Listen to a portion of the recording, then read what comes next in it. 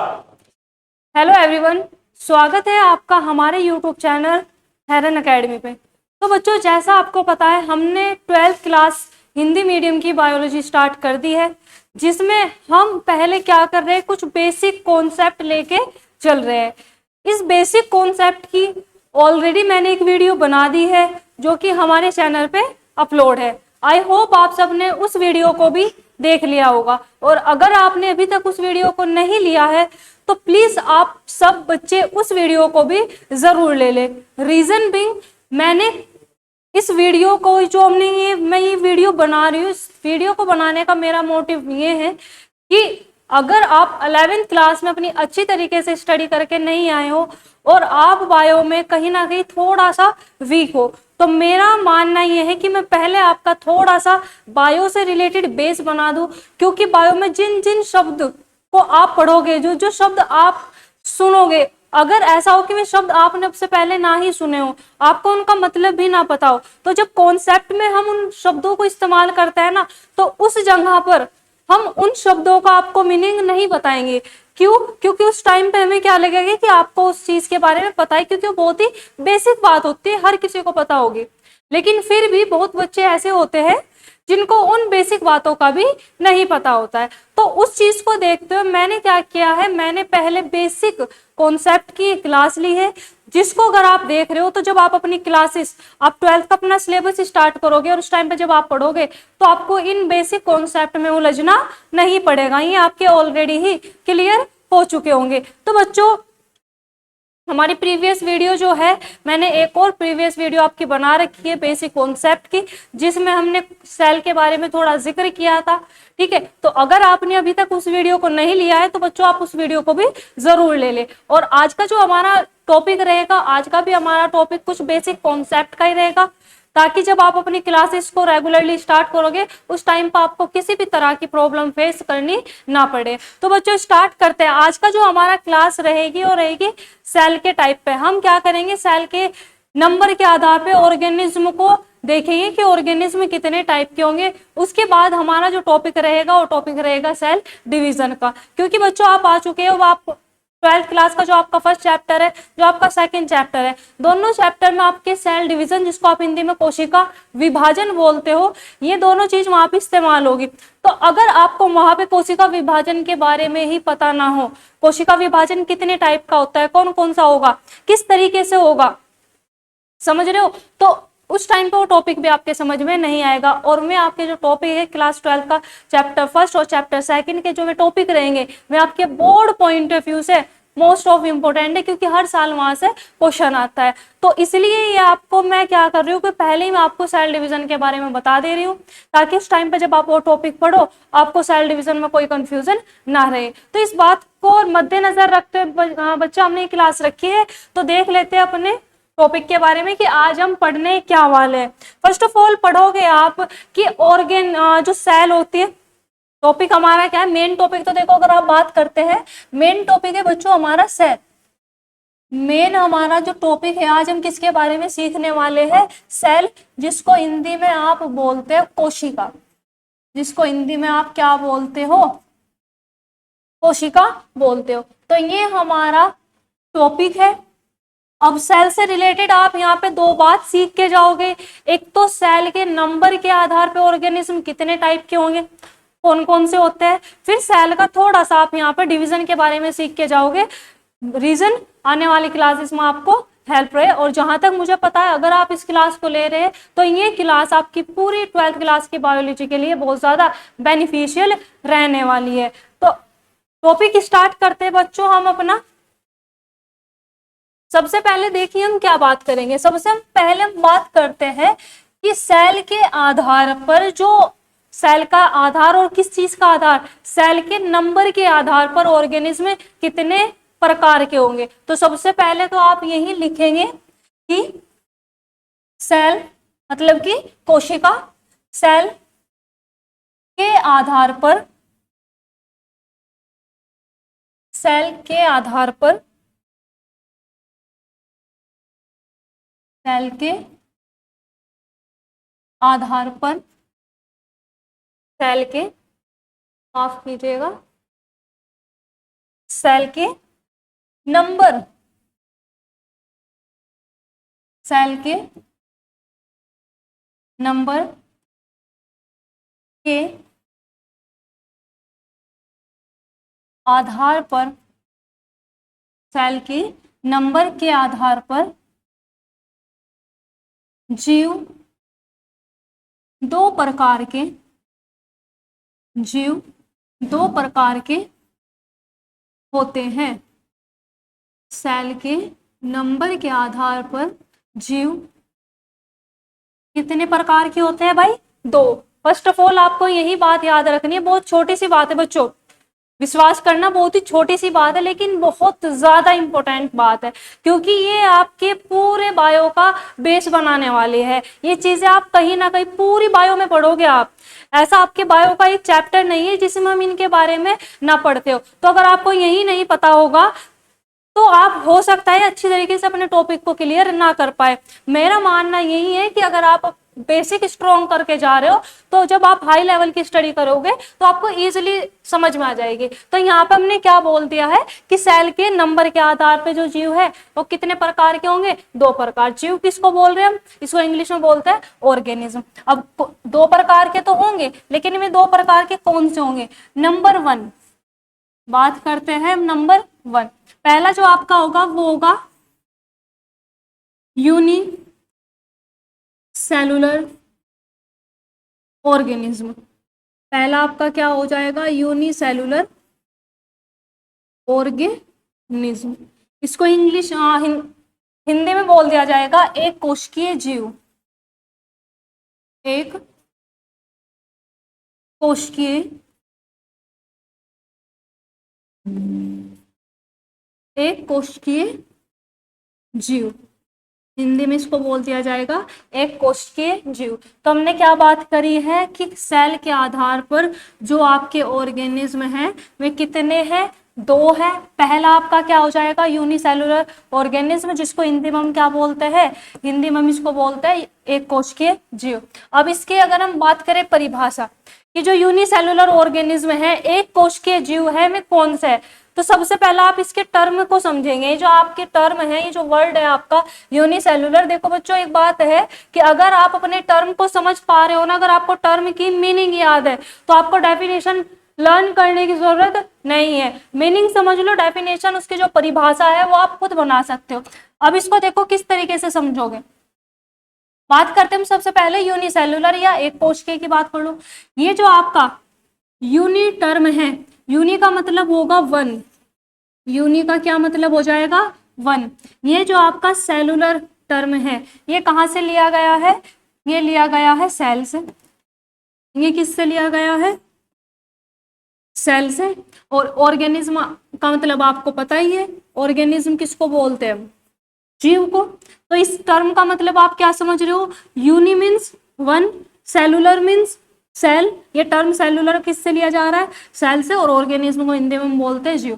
तो क्या हम इसको ऐसे बोल सकते हैं, वे जीव जिनका शरीर एक सेल से मिलकर बना होता है उनको हम क्या बोलते हैं? Unicellular organism. कहने का मतलब क्या है? ऐसे जीव, ऐसे ऑर्गेनिज्म जिनकी पूरी की पूरी बॉडी केवल एक कोशिका से मिलकर बनी होगी, ऐसे जीव को हम क्या बोलते हैं? यूनिसेलुलर ऑर्गेनिज्म, या हम इसको सिंगल सेलुलर ऑर्गेनिज्म भी बोलते हैं। यूनिसेलुलर को सिंगल सेलुलर ऑर्गेनिज्म भी कहा जाएगा। सिंगल का भी मतलब वही हो जाएगा वन।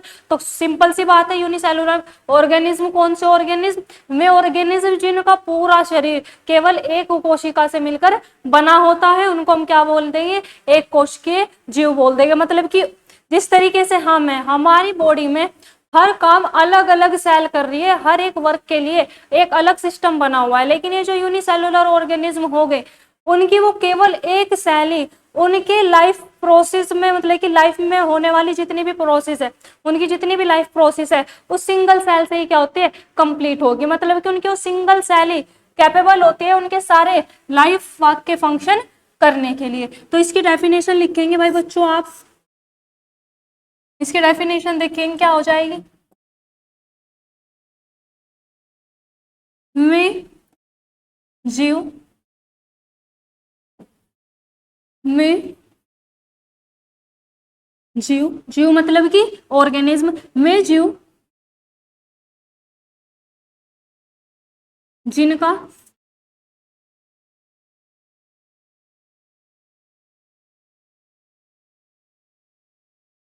ये जिनका आई थिंक ऐसा नहीं बनेगा भाई।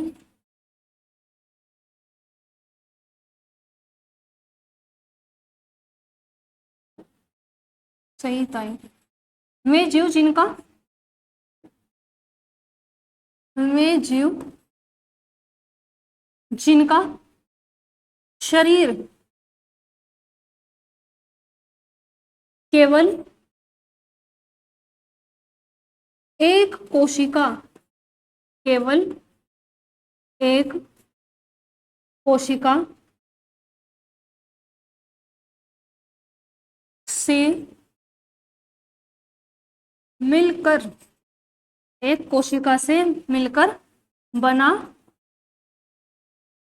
होता है, एक कोशिका से मिलकर बना होता है, यूनिसेलुलर या आपके एक कोशिकीय जीव कहलाते हैं। तो हमने इसकी परिभाषा क्या बनाई है, वे जीव जिनका पूरा शरीर केवल एक कोशिका से मिलकर बना होता है, उस ऑर्गेनिज्म को हम क्या कहेंगे, यूनिसेलुलर ऑर्गेनिज्म या एक कोशिकीय जीव कहते हैं। अब बात करते हैं भाई इसके एग्जाम्पल की। हमने ये तो बता दिया कि ऐसा ऑर्गेनिज्म है जिसका पूरा शरीर सिर्फ एक कोशिका से मिलकर बना हुआ है, लेकिन वो ऐसा ऑर्गेनिज्म है कौन सा, वो ऐसा ऑर्गेनिज्म है कौन सा जिसका पूरा शरीर केवल एक ही कोशिका से मिलकर बना होता है। तो इसका आपका बच्चों एग्जाम्पल हो जाएगा बैक्टीरिया, इसका आपका क्या एग्जाम्पल हो जाएगा, बैक्टीरिया। और क्या हो जाएगा, अमीबा। और क्या हो जाएगा, यूग्लिना। और क्या हो जाएगा, पैरामीशियम, पैरामीशियम आदि। इतने आप याद रख लेते हो अगर एग्जाम्पल, तो आपके लिए इनफ है। बैक्टीरिया, अमीबा, यूग्लिना और पैरामीशियम ये आपके कुछ ऐसे जीव है जिनका पूरा शरीर केवल एक ही कोशिका से मिलकर बना होता है। इनकी लाइफ प्रोसेस में होने वाले जितने भी फंक्शन हैं, वो सारे फंक्शन उसकी सिर्फ वो ही एक कोशिका करती है, मतलब कि सारे के सारे लाइफ प्रोसेस सिंगल सेल से ही आपके परफॉर्म किए जा रहे हैं। तो हमने यहाँ पे आपके फर्स्ट टॉपिक के बारे में जिक्र कर लिया है। क्या बात करी है, हमारा टॉपिक था कि सेल के नंबर के आधार पर ऑर्गेनिज्म दो प्रकार के होते हैं। उसमें हमारा जो पहला है वो क्या है, यूनिसेलुलर ऑर्गेनिज्म, जिसको हिंदी में हम एक कोशिकीय जीव बोलते हैं। अब एक कोशिकीय जीव हम किसको बोलते हैं, इसका हमने क्या मीनिंग बताई है कि वे ऑर्गेनिज्म जिसका पूरा शरीर केवल एक ही कोशिका से मिलकर बना होता है, ऐसे ऑर्गेनिज्म को हम एक कोशिकीय जीव कहते हैं। वे कौन से जीव है जिनका शरीर केवल एक कोशिका से मिलकर बना होता है, तो उसका आपका आंसर हो जाएगा bacteria, amoeba, Euglena, paramecium.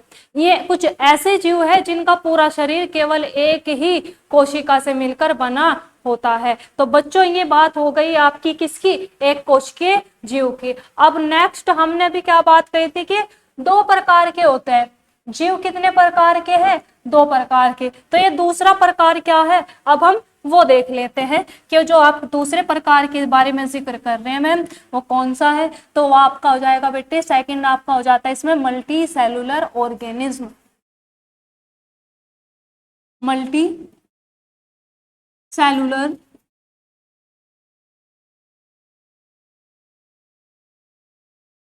Organism, इसको हिंदी में बोल दिया जाएगा बहुकोशिकीय, बहुकोशिकीय,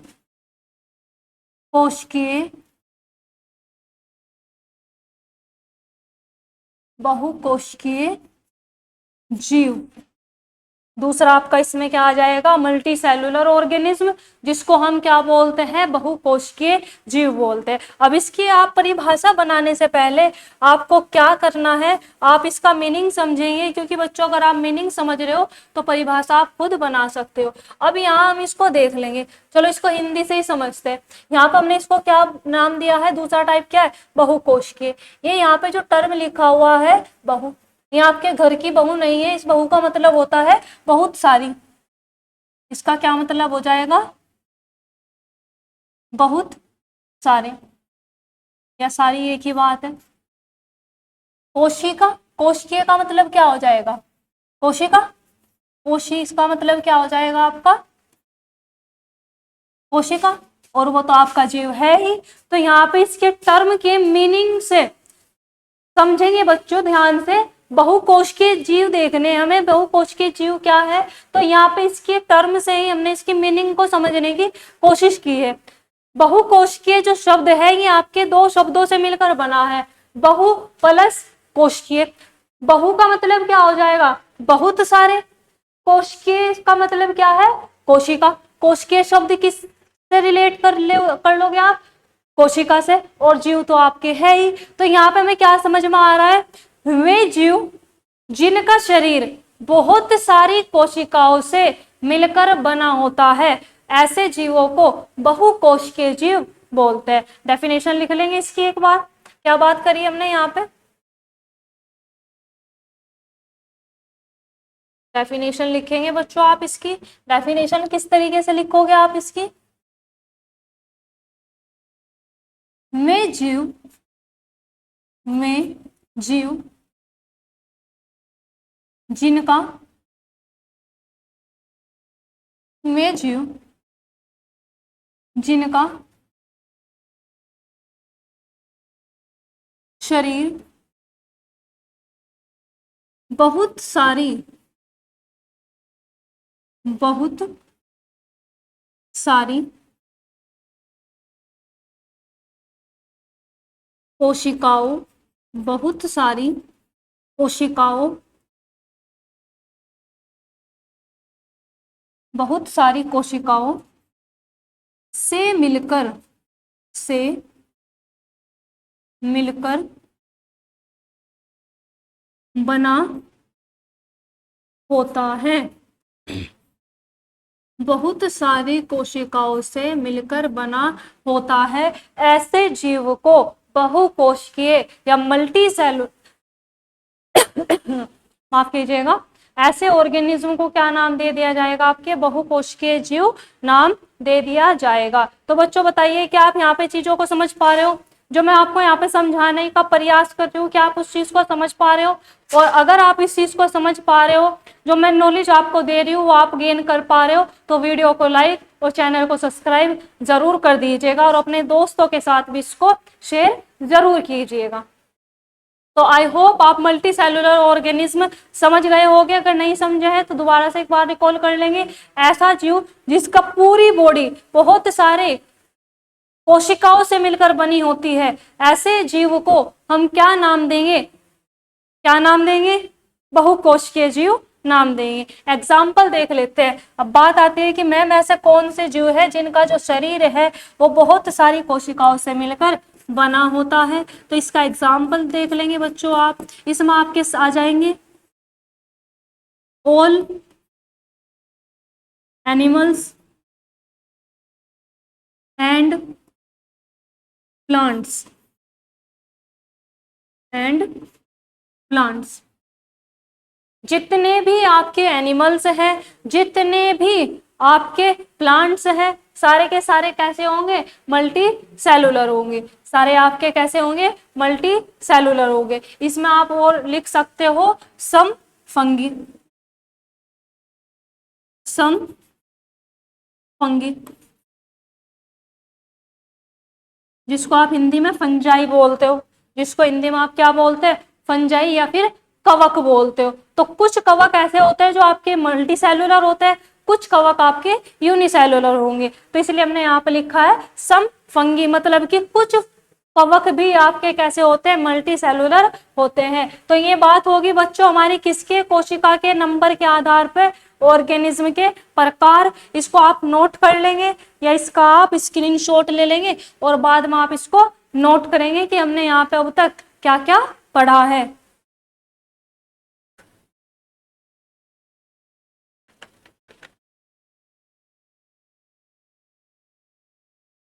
चलिए बच्चों, अब इसके बाद हम सेल के आधार पे ऑर्गेनिज्म का हमने पता लगा लिया है। अब हम यहाँ पे देखने वाले हैं कोशिका विभाजन के बारे में। अब हम यहाँ पे किसको देखने वाले हैं? कोशिका विभाजन। अब हमारा टॉपिक क्या रहेगा? अब हमारा टॉपिक रहेगा कोशिका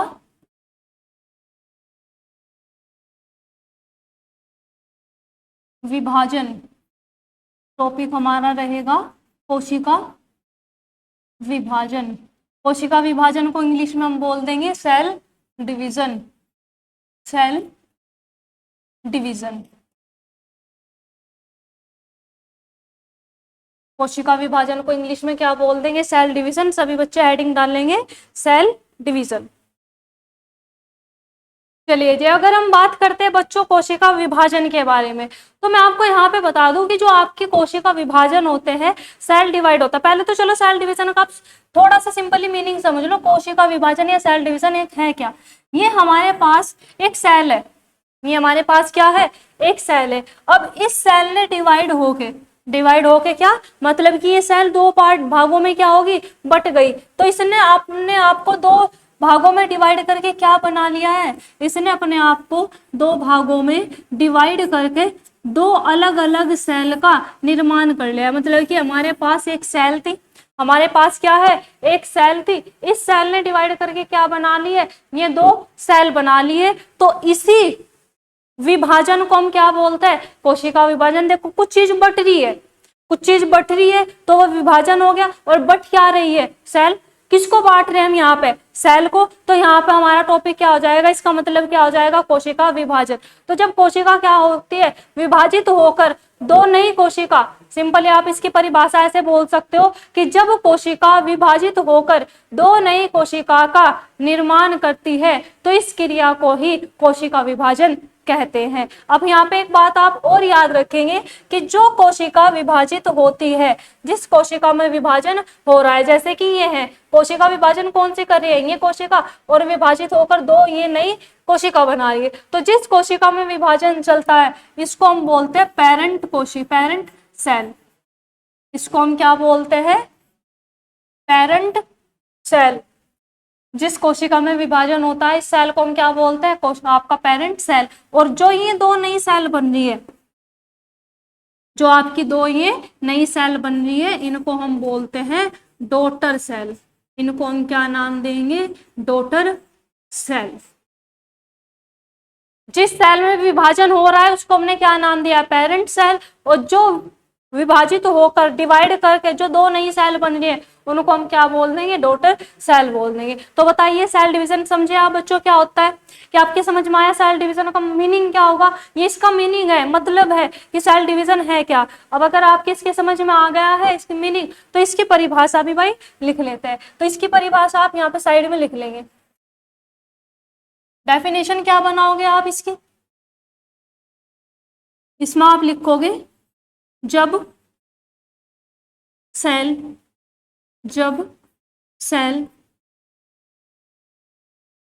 डिवाइड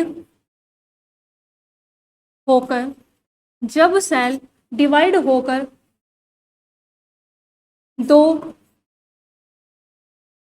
नई सेल का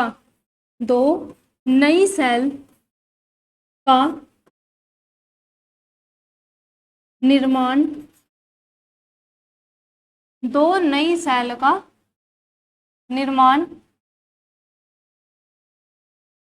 करती है।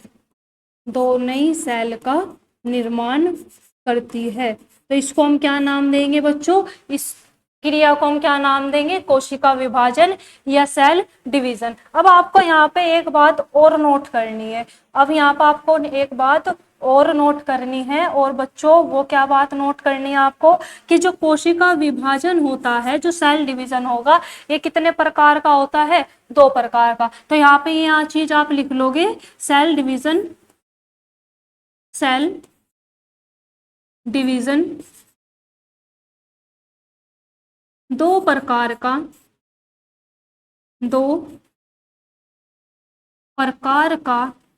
सेल डिवीजन दो प्रकार का होता है। सेल डिवीजन कितने प्रकार का होगा आपका? दो प्रकार का होता है। अब ये दो प्रकार कौन से हैं ये हम नोट करेंगे अपनी नेक्स्ट स्लाइड में। यहाँ तक आपके समझ में आ रहा है बच्चों? जो आपको समझाने की कोशिश कर रही हूँ मैं, क्या आप समझ पा रहे हो बातों को? तो ये हमने यहाँ पे बात कर ली किसकी? सेल डिवीजन के बारे में। और सेल डिवीजन हमारे कितने टाइप का है? दो टाइप का। चलिए स्क्रीनशॉट ले लेंगे या आप इसको यूज करके इसको नोट कर लेंगे। चलिए जी, अब हम बात करते हैं सेल डिवीजन के दो प्रकार के बारे में। अभी हमने क्या बात करी है बच्चों की, जो आपका सेल डिवीजन है कितने प्रकार का है? दो प्रकार का। अब सेल डिवीजन समझने से पहले यहाँ पे जो हम सेल डिवीजन समझेंगे वो हम सेल में समझेंगे। एग्जाम्पल हम खुद में ले लेते हैं, तो लेके हम खुद के रिस्पेक्ट में बात करते हैं। तो सेल डिवीजन पढ़ने से पहले आप यहाँ पे एक बात नोट करेंगे, एक बात आप यहाँ पे नोट करेंगे। ये बात हम नोट अपने खुद के शरीर के बारे में करते हैं कि जो हमारा शरीर होता है ना, सेल तो देखो डिफरेंट टाइप की है। हमारा जो अभी हमने जिक्र किया है कि हम कैसे ऑर्गेनिज्म है, मल्टी सेलुलर ऑर्गेनिज्म है। लेकिन हम मल्टी सेलुलर ऑर्गेनिज्म का मतलब क्या हो जाएगा कि हमारा जो शरीर है बहुत सारी कोशिकाओं से मिलकर बना होता है। लेकिन ये जितनी भी हमारी मिलियंस ऑफ सेल जो हमारे शरीर में प्रेजेंट है, ठीक है, इनको हम यहाँ पे फिलहाल क्या करते हैं? दो पार्ट में डिवाइड करते हैं कि हमारे शरीर की जो सेल है ये कितने टाइप की है? दो टाइप की है। तो देखो बहुत सारी सेल के साइज और फंक्शन के आधार पे सेल हमारी क्या है? सेल का स्ट्रक्चर, सेल का फंक्शन के आधार पे हमारी बॉडी में बहुत सारी टाइप की क्या है? सेल पाई जाती है। लेकिन अभी हम उनके फंक्शन या उनके स्ट्रक्चर के आधार पे बात ना करके अभी हम बात करते हैं कि हमारे शरीर में कितने टाइप की सेल है? दो टाइप की। एक को तो हम बोल देंगे सोमैटिक सेल, एक को तो हम क्या नाम देंगे? Somatic cell. एक हमारे शरीर में होती है भाई बच्चों जर्म सेल। दो टाइप की सेल बात कर रहे हैं कि हमारे शरीर में दो टाइप की सेल है, एक तो सोमैटिक सेल, एक जर्म सेल। बात करेंगे सोमैटिक सेल और जर्म सेल क्या है। अगर हम यहाँ पे बात करते हैं कि ये आपकी सोमैटिक सेल और जर्म सेल है क्या, ये हम किसको बोल रहे हैं? तो हमारे देखो जर्म सेल में सेल होती है जो किसका निर्माण करती है? जो निर्माण करती है गैमेट का। मतलब कि जिससे क्या होगा? गैमेट का फॉर्मेशन होगा। जो कि क्या करती है? गैमेट फॉर्मेशन करती है। जो कि क्या करेगी? गैमेट फॉर्मेशन करेगी। फॉर्मेशन का मतलब होता है बच्चों निर्माण। फॉर्मेशन का क्या मतलब हो जाएगा? निर्माण। कौन से गैमेट के बारे में हम बात कर रहे हैं यहाँ पे? चलो थोड़ा सा अगर आपने अभी तक नहीं पता है गैमेट के बारे में भी देख लेते हैं कि गैमेट किस गैमेट के बारे में हम बात कर रहे हैं। कि ये जो आपका गैमेट की हम बात कर रहे हैं, गैमेट होती है सेक्स सेल। गैमेट क्या होती है? सेक्स सेल होती है। गैमेट किसको बोलते हैं? सेक्स सेल को। मेल में और फीमेल की में अगर हम बात करें कि जो मेल है, जो क्या है? मेल है, तो मेल में जो सेक्स सेल होती है ये कौन सी होगी? स्पर्म। ये क्या होगी? स्पर्म होगी। यही अगर हम यहाँ पे किसके बारे में बात करते हैं? फीमेल में। ये अगर हम बात करते हैं किसमें? फीमेल में। तो फीमेल में जो सेक्स सेल होगी वो क्या होगी? ओवा। वो क्या होगी? ओवा, या जिसको आप सिंपली एग भी बोलते हो। तो ये हमारे शरीर में मतलब कि ह्यूमन के रिस्पेक्ट हम बात कर रहे हैं। दो टाइप की सेल है, जर्म सेल। जर्म सेल कौन सी सेल होती है? जो किसका निर्माण करती है? गैमेट का। गैमेट क्या होगा आपका? सेक्स सेल होगी। मेल में जो सेक्स सेल है वो क्या होता है? स्पर्म होता है। फीमेल में जो सेक्स सेल होगी वो क्या होगी? ओवा होगी। अब इन दो सेल को छोड़कर देखो, ध्यान देंगे, अब हम क्या कह रहे हैं कि सिर्फ इन दो सेल को छोड़ के, एक तो स्पर्म और एक ओवा, इन दो सेल को छोड़ के हमारे शरीर की जितनी भी सेल है उन सभी सेल को हम क्या बोलते हैं? सोमैटिक सेल बोलते हैं। इन दो सेल को छोड़कर हमारे शरीर में जितनी भी सेल होगी वे कौन सी सेल होगी? वे हमारी सोमैटिक सेल होगी। और जर्म सेल हम किसको बोल देंगे? स्पर्म एंड ओवा को बोल देंगे। तो ये हमने यहाँ पे किसके बारे में बात कर ली है, ये बात कर ली हमने सेल के बारे में। अब जो हमारा टॉपिक है सेल डिवीजन, उसको कंटिन्यू करते हैं। अभी हमने क्या बात करी थी कि जो सेल डिवीजन है वो कितने टाइप का है आपका, 2 टाइप का।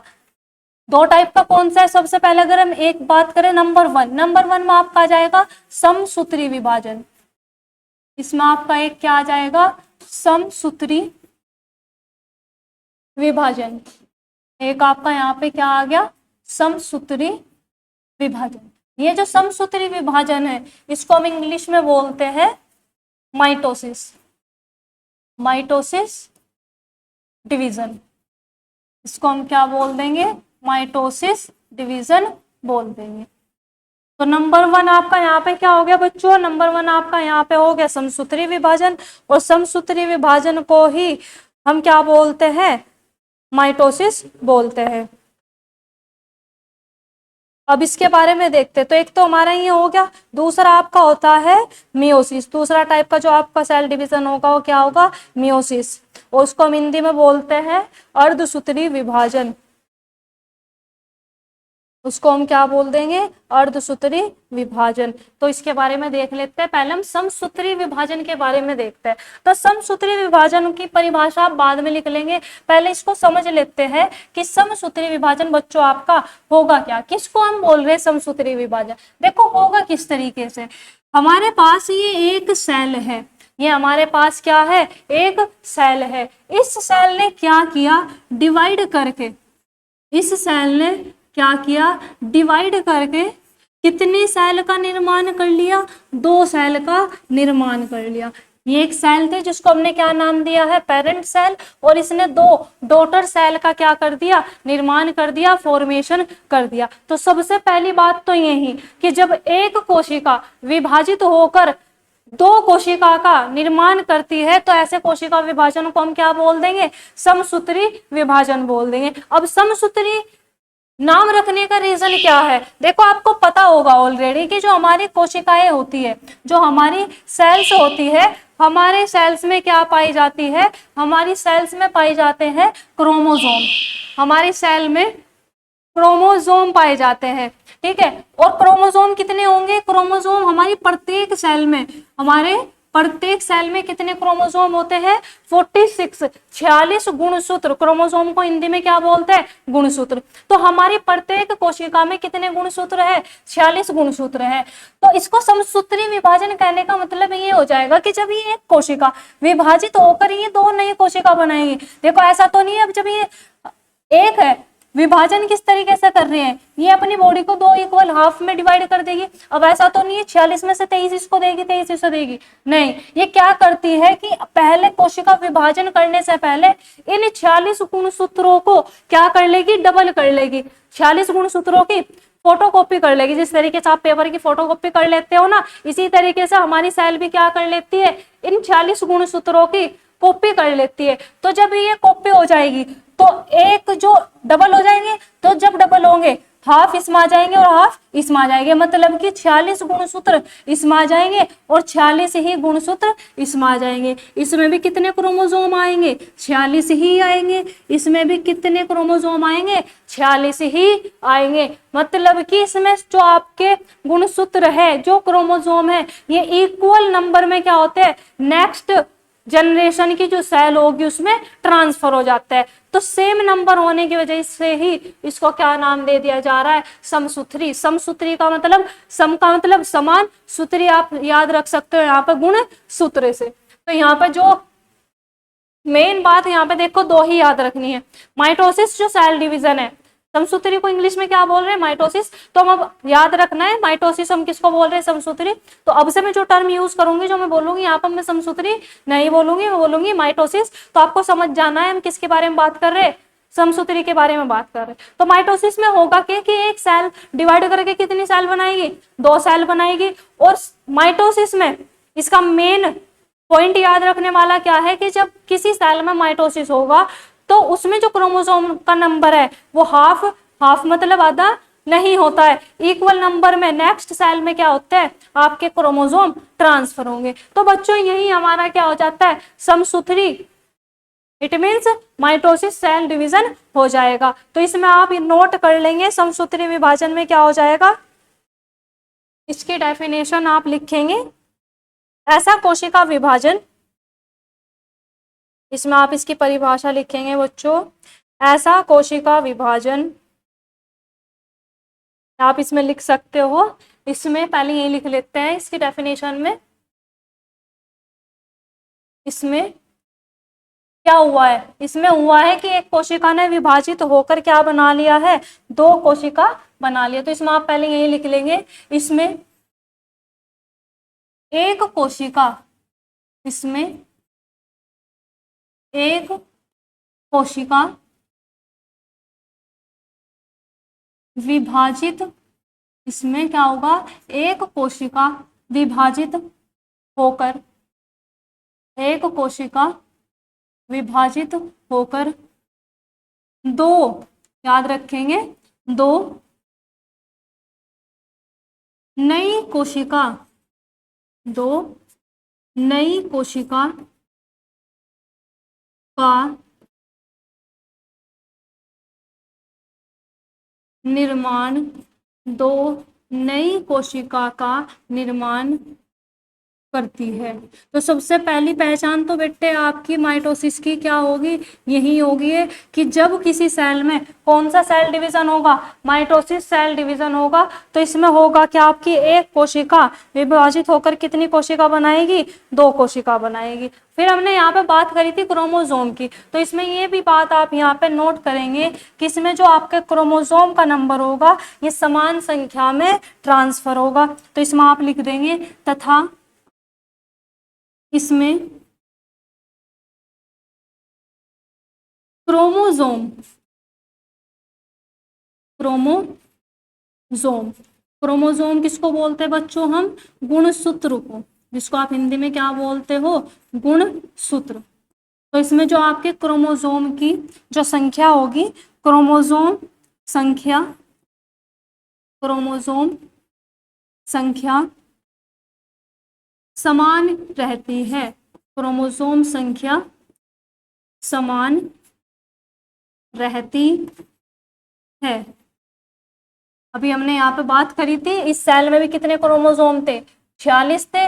जब ये विभाजित होकर दो नई सेल बनाई, इस सेल में भी कितने क्रोमोसोम आए आपके, 46 ही आए, और इसमें भी आपके कितने आए, 46 ही आए। अब बात करते हैं कि इस टाइप का जो सेल डिवीजन है, इस टाइप का बच्चों जो सेल डिवीजन है वो कौन सी कोशिका में, अभी हमने अपनी प्रीवियस स्लाइड में बात करी थी कि हमारी सेल, जो हमारा शरीर है, दो टाइप की कोशिकाएं पाई जा रही है, दो टाइप की सेल पाई जा रही है, सोमैटिक सेल और जर्म सेल। अब अगर हम बात करें कि ये जो आपका माइटोसिस है ये कौन सी सेल में होता है, हमारी शरीर की सोमैटिक सेल में होगा या फिर जर्म सेल होगा, तो ये होता है हमारी सोमैटिक सेल में। ये चीज आप इसमें लिख लेंगे, माइटोसिस किस सेल में होता है, ये होगा हमारे सोमैटिक सेल में। तो इसमें आप इस तरीके से लिख लेंगे, इस प्रकार का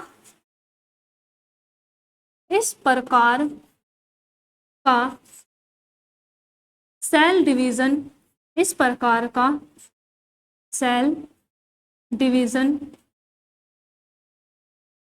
इस प्रकार का सेल डिवीजन हमारी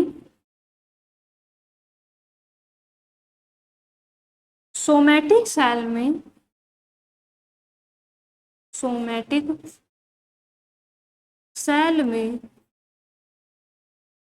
पाया जाता है, इसमें पाया जाता है, हमारी सोमैटिक सेल में पाया जाता है। मतलब कि अगर हम यहाँ पे ह्यूमन के रिस्पेक्ट में बात करते हैं बच्चों, तो हमारे शरीर की जितनी भी सोमैटिक सेल होगी, हमारी सभी सोमैटिक सेल में कौन सा सेल डिवीजन होगा, माइटोसिस सेल डिवीजन होगा। तो बच्चों ये बात हमने यहाँ पे किसकी कर ली है, आपके माइटोसिस सेल डिवीजन के बारे में। आप इसको नोट करेंगे या आप इसका स्क्रीन शॉट ले लेंगे। ये हमने बात कर ली है एक आपके सेल डिवीजन के बारे में, स्क्रीन शॉट लेंगे। फिर हम नेक्स्ट देखते हैं अपना नेक्स्ट सेल डिवीजन, जिसको हम क्या बोल देंगे, अर्धसूत्री विभाजन, जिसको हम क्या बोल देंगे, अर्धसूत्री विभाजन बोल देंगे। तो हेडिंग डाल लेंगे आप सभी। दूसरा टाइप का आपका जो सेल डिवीजन होगा वो कौन सा होगा, वो हो जाएगा आपका अर्धसूत्री विभाजन, इसको हम क्या बोल देंगे, अर्धसूत्री विभाजन। तो हेडिंग आपकी क्या डलेगी, अर्धसूत्री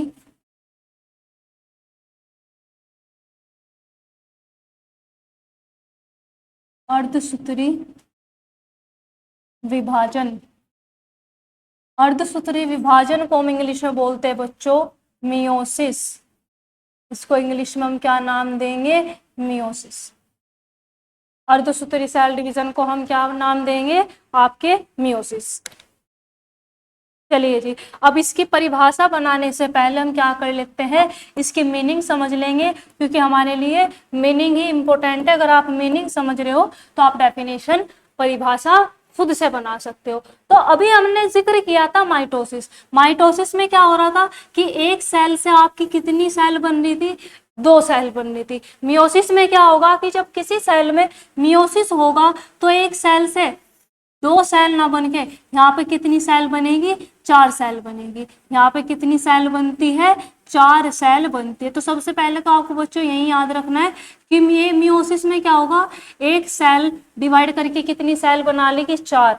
मतलब कि एक सेल से कितनी सेल बन रही है, यहाँ पे आपकी 4 सेल बन रही है। लेकिन ये जो 4 सेल बनेगी बच्चों, ये जो 4 सेल बनेगी ये आपके 2 स्टेप में बनती है। मतलब कि ऐसे नहीं कि एक सेल डिवाइड कर, मतलब कि कोई एक चीज है वो आपके 4 भागों में डिवाइड हो जाएगी, नहीं। यहाँ पे जो आपका सेल डिवीजन है वो 2 स्टेप में चलता है, मियोसिस फर्स्ट और मियोसिस सेकंड। लेकिन यहाँ पर हम क्या बात कर रहे हैं कि जो आपका मियोसिस है वो कितने स्टेप में चलता है, ये आपके 2 स्टेप में चलेगा। इसको आप इस तरीके से याद रख लेंगे, जो सेल डिवीजन है मियोसिस, ये मियोसिस कितने स्टेप में होगा, ये आपके 2 स्टेप में होगा। ये कितने स्टेप में हो जाएगा, 2। इसको हम किस तरीके से याद रखेंगे, पहले तो आपका क्या होगा, यहाँ पे मियोसिस फर्स्ट होएगा। पहले तो क्या होएगा, मियोसिस फर्स्ट होएगा, उसके बाद आपका मियोसिस सेकंड होएगा। उसके बाद क्या हो जाएगा, आपका मियोसिस सेकंड हो जाएगा। तो मियोसिस कितने स्टेप में हो रहा है, कितने चरणों में हो रहा है, 2। पहले मियोस, कोई भी एक सेल है वो डिवाइड करके क्या करेगी, 2 सेल बनाएगी। देन उन 2 सेलों से आपका 4 सेल बन जाएगा। क्या समझाने की कोशिश कर रही हूँ मैं यहाँ पे, एक बार और देख लेंगे। देखो इसको क्या बोला मैंने कि ये आपकी एक सेल है, ये आपकी एक सेल है। इस सेल में पहले क्या होगा, सबसे पहले ये मियोसिस फर्स्ट करेगी। ये सेल आपकी पहले क्या करेगी, मियोसिस फर्स्ट करेगी। और जब ये मियोसिस फर्स्ट करती है तो एक सेल से कितनी सेल बनेगी, 2। सबसे पहले ये क्या करेगी, मियोसिस फर्स्ट। इसने क्या किया, मियोसिस फर्स्ट किया। जब ये मियोसिस फर्स्ट करेगी तो ये एक सेल से डिवाइड करके कितनी सेल बना लेगी, 2 सेल बना लेगी। ये एक सेल से कितनी सेल बना लेगी, 2 सेल बना लेगी। अब ये जो 2 सेल है, अब ये जो 2 सेल है, अब ये दोनों सेल अलग अलग सेपरेटली दोबारा से क्या करेगी, डिवाइड करेगी। मतलब कि अब दोबारा से इनमें क्या होगा, डिवीजन। इस सेल में भी डिवीजन होगा और आपके इस सेल में भी डिवीजन होगा। अब की बार का जो डिवीजन होगा, अब हम इसको क्या नाम दे देंगे, अब हम इसको नाम दे देंगे मियोसिस सेकंड, क्योंकि मियोसिस फर्स्ट तो हो चुका है। अब यहाँ पे क्या होगा, यहाँ पे आपका होगा मियोसिस सेकंड। अब यहाँ पे क्या होगा, मियोसिस सेकंड। जब मियोसिस सेकंड होगा तो ये एक सेल 2 सेल बना लेगी, ये एक सेल 2 सेल बना लेगी, ये भी एक सेल आपकी 2 सेल बना देगी। तो यहाँ पे ओवरऑल हम क्या ये बोल सकते हैं कि इस एक सेल ने डिवाइड करके ये 4 नई सेल बना ली है। इसी वजह से हमने यहाँ पे क्या लिखा था कि एक सेल से कितनी सेल बनती है, 4 सेल बनती है। अब आपको यहाँ पे याद क्या रखना है कि जब कोई सेल क्या करती है, मियोसिस फर्स्ट करती है। ये यहाँ पे बच्चों नोट करने वाली बात है कि जब किसी सेल में मियोसिस फर्स्ट होता है तो उसके जो आपका क्रोमोसोम नंबर है वो आपका हाफ हो जाएगा। जैसे कि फॉर एग्जांपल हम बात करते हैं कि इस सेल में कितने क्रोमोसोम थे, 46 क्रोमोसोम थे। इस सेल में कितने क्रोमोसोम थे, 46 क्रोमोसोम थे। तो जब इस सेल ने मियोसिस फर्स्ट किया तो मियोसिस फर्स्ट के दौरान ये क्रोमोसोम क्या हो जाते हैं, हाफ हो जाएंगे। मतलब कि 46 में से 23 क्रोमोसोम इस वाली सेल में आ जाएंगे और 23 क्रोमोसोम आपके इस वाली सेल में जाएंगे। माइटोसिस में क्या हुआ था, माइटोसिस में क्रोमोसोम नंबर आपके इक्वल थे। क्या आपको विजिबल है भाई रेड कलर? तो जो आप हमने क्या बात करी थी कि माइटोसिस में तो इक्वल थे, लेकिन आपके मियोसिस में क्या हो जाते हैं, ये क्रोमोसोम नंबर आपके हाफ हो जाएंगे। लेकिन यही हम बात करें कि जब सेल में देखो, इसने मियोसिस फर्स्ट करके 2 सेल बनाई, दोनों सेल में आधे आधे क्या चले गए, इक्वल नंबर में बट गए, और आधे आधे आपके सेल में क्रोमोसोम चले गए।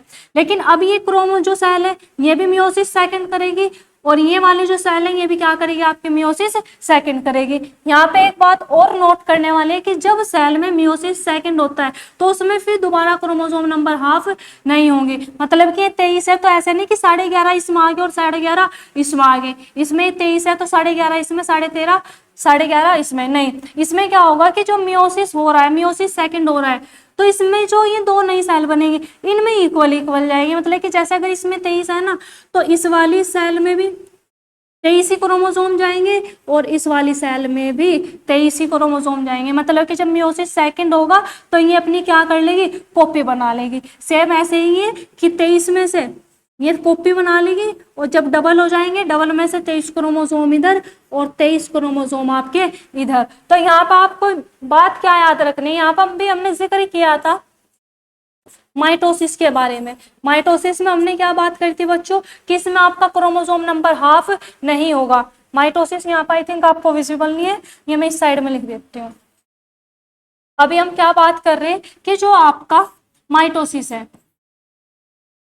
जो अभी हमने किसके बारे में जिक्र किया है, माइटोसिस के बारे में। तो माइटोसिस में हमने क्या बात करी थी कि माइटोसिस में आपके क्रोमोसोम नंबर हाफ नहीं होते, इक्वल नंबर में क्रोमोसोम क्या होते हैं, ट्रांसफर हो गए। और यहाँ पे भी देखो क्या हो रहा है, मियोसिस सेकंड में भी जो क्रोमोसोम है वो इक्वल नंबर में क्या हो रहा है, ट्रांसफर हो रहे। तो जो आपका मियोसिस सेकंड है, जो आपका क्या है, मियोसिस सेकंड है, मियोसिस सेकंड आपके बच्चों क्या होगा, इक्वल होता है। मियोसिस सेकंड याद रखेंगे, किसके बारे में बात कर रहे हैं हम, मियोसिस सेकंड के बारे में। तो जो आपका मियोसिस सेकंड होता है ये इक्वल होगा माइटोसिस के।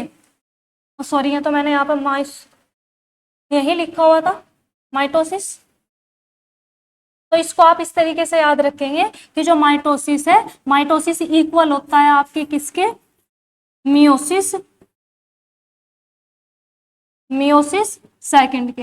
ये किसके इक्वल होगा, आपके मियोसिस सेकंड के। मियोसिस सेकंड के इक्वल क्यों है, ये मियोसिस सेकंड के इक्वल क्यों है बच्चों, क्योंकि इसमें भी आपका जो क्रोमोसोम नंबर है, इसमें भी जो आपका क्रोमोसोम नंबर है वो क्या हो रहा है, इक्वल नंबर में ट्रांसफर हो रहा है। तो बच्चों ये हो गया हमारा क्या, मियोसिस सेकंड। और अगर आप इसकी परिभाषा लिखना चाहते हैं तो आप पहले इसका स्क्रीनशॉट ले लीजिए, उसके बाद मैं इसकी परिभाषा भी लिख दूंगी। लेकिन जो हमने यहाँ पे नोट किया है, कुछ अलग से चीजें नहीं लिखनी है, यही चीज हमें लिखनी है जो हमने यहाँ पे लिखा है। चलिए स्क्रीनशॉट ले लेंगे, फिर हम नेक्स्ट स्लाइड में इसकी डेफिनेशन भी लिख लेते हैं। अब इसके आप डेफिनेशन लिखेंगे मियोसिस में हो क्या आ रहा है। तो आप इसमें नोट करेंगे, इस प्रकार के कोशिका विभाजन में, परिभाषा लिखेंगे आप इसकी,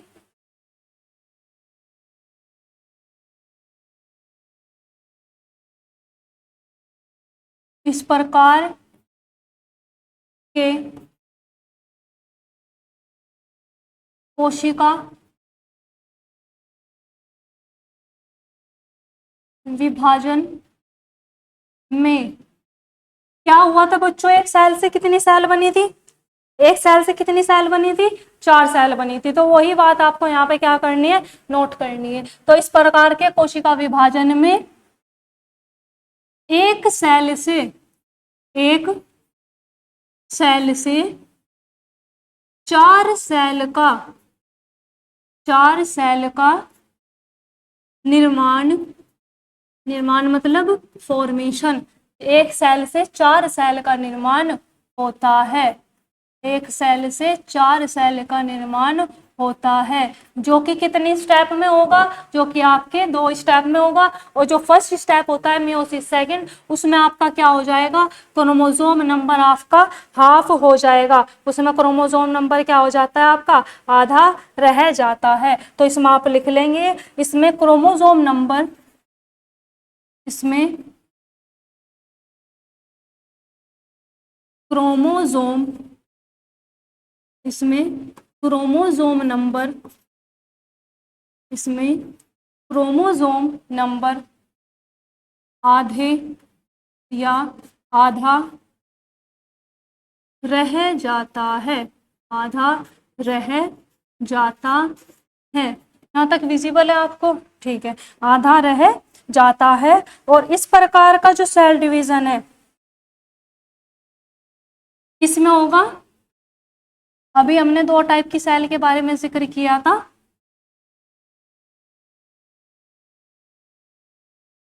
इस प्रकार का सेल डिवीजन, इस प्रकार का सेल डिवीजन हमारी जर्म सेल में, हमारी जर्म सेल में, जर्म सेल में पाया, जर्म सेल में पाया जाता है, हमारी जर्म सेल में पाया जाता है। जर्म सेल क्या होगी ये मैंने आपको समझा दिया था। तो बच्चों ये हमारा हो गया सेल डिवीजन का दूसरा टाइप, जिसको हमने क्या नाम दिया है? मियोसिस। मियोसिस के बारे में हमने क्या क्या बात करी है? मियोसिस में क्या होगा? एक सेल से 4 सेल बनेगी और 4 सेल आपके 2 स्टेप में बनती है। पहले सेल मियोसिस फर्स्ट करेगी, जिसमें उसमें क्रोमोसोम नंबर उसका हाफ हो जाएगा। फिर जो 2 नई सेल बनी है वे 2 नई सेल आपकी अगेन सेल डिवाइड करेगी। इस सेल डिवीजन को हम मियोसिस सेकंड बोल देंगे और इसमें आपका क्रोमोसोम नंबर सेम रहेगा। इसमें आपका क्रोमोसोम नंबर क्या हो जाएगा? सेम रह जाएगा। इसलिए हम मियोसिस सेकंड को इक्वेशनल सेल डिवीजन भी बोलते हैं, क्योंकि इसमें जो क्रोमोसोम का नंबर है वो आपका क्या हो जाएगा? इक्वल नंबर में जाएगा। यहाँ पर आपका जो सेल डिवीजन है मियोसिस, ये हमारी किस सेल में देखने को मिलता है? ये हमारे जर्म सेल में देखने को मिलेगा। यहीं अगर हम प्लांट के बात भी करें तो प्लांट में भी ये जो उसकी जर्म सेल होगी वहीं पर देखने को मिलता है। तो बच्चों आज हमने बात करी है सेल के नंबर के आधार पर सेल के जो ऑर्गेनिज्म होंगे कितने टाइप के होंगे, जो सेल डिवीजन है वो क्या होता है, सेल डिवीजन कितने टाइप का होगा, वो हमने यहाँ पे आज सीख लिया है। यही चीज आप अपने फर्स्ट चैप्टर और सेकंड चैप्टर में, इवन आपके अगले भी चैप्टर है, हम इसको कहीं ना कहीं इस्तेमाल में जरूर लेते हैं। तो आई होप बच्चों आई होप आप सबके ये लेक्चर, आप सबको ये लेक्चर समझ में आया होगा। और यहाँ तक वीडियो में बने रहने के लिए बहुत बहुत धन्यवाद। और अगर आपको ये लेक्चर पसंद आया है तो बच्चों वीडियो को लाइक करना बिल्कुल भी ना भूलें और चैनल को भी सब्सक्राइब जरूर कर ले, क्योंकि हमारे इस मतलब कि जो हमारा ये चैनल है इस पर आपको सभी सब्जेक्ट अपने physics, chemistry, biology and English सभी के सब्जेक्ट के जो लेक्चर है में अवेलेबल है और आपको आपका पूरा का पूरा सिलेबस यहाँ पे कवर कराया जाएगा। और बच्चों आपको वीडियो कैसी लगी है अपने राय को कमेंट बॉक्स में जरूर दे। आप इससे बेहतर हमसे और क्या चाहते हो, आपको कुछ डाउट है, कोई भी आपको हेल्प चाहिए तो आप अपनी बात को कमेंट बॉक्स में जरूर लिख सकते हैं। हम उसको कमेंट बॉक्स में ही रिप्लाई देंगे, या अगर आपकी बात को हम नेक्स्ट वीडियो में बताना चाहे तो हम आप नेक्स्ट वीडियो में भी आपके जो डाउट होगा उसको क्लियर करने की कोशिश करेंगे। तो बच्चों आज के लिए इतना ही, और बाकी का जो आपका जो मैंने आपको अभी कराना है, कुछ बेसिक कॉन्सेप्ट और कराने हैं, उनको हम कराएंगे अपनी नेक्स्ट वीडियो में। आज के लिए इतना ही, मिलेंगे बच्चों जल्द ही अपने नेक्स्ट लेक्चर में। तो बच्चों बने रहने के लिए थैंक यू सो मच, जल्द ही मिलेंगे। Best of luck and bye.